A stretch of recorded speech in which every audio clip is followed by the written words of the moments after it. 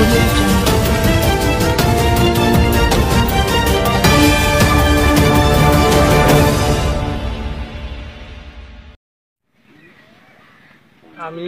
Sarbananda union দক্ষিণ শাহবাজ নিবাসী মোহাম্মদ আব্দুল করিম, ছান্নার খাওয়ার উপরে বাড়ি।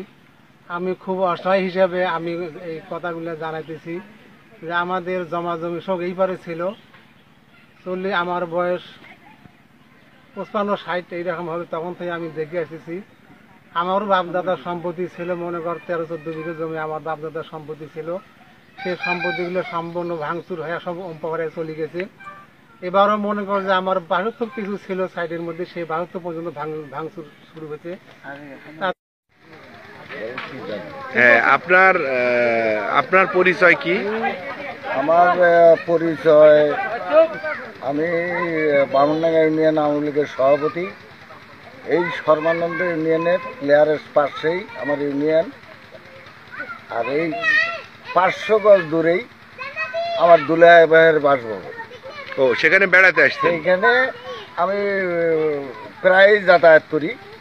যাতায়াতের সময় দেখি যেখানে প্রতি বছরই এই ঘাগর নদী, এই ছান্নারখাওয়া দক্ষিণ শাহবাজ, যার 500 গজ পশ্চিমে মিঠাপুকুর থানা, এর 200 গজ দক্ষিণে সাদুলেপুর থানা, এইখানে কেউ লক্ষ্য করে না।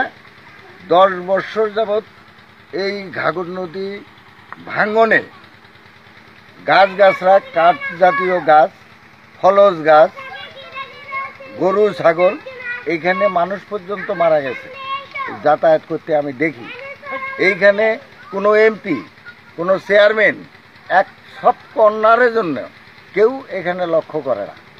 যদি অতি সত্বর এই নদী ভাঙন রোধ না করা যায়, আরও এই 250-300 লোকের এখানে বসত বাড়ি, যেখানে আগামীতে যদি এই নদী শাসন না করা যায়, অতি সত্বর এর ব্যবস্থা না নেওয়া হয়, তাহলে 500 থেকে 700 কোটি টাকার সম্পদ, ফসলাদি সহ, গাছগাছরা, বাড়িঘর সহ প্রায় নদী গর্ভে বিলীন হয়ে যাবে 700 কোটি টাকা।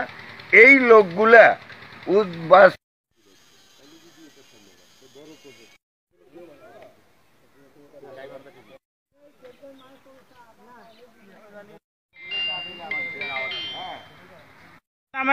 পিচ্ছি দুই নাম ওই যাই থাক, যাই নিয়ে যাতে লোক ভাইয়া।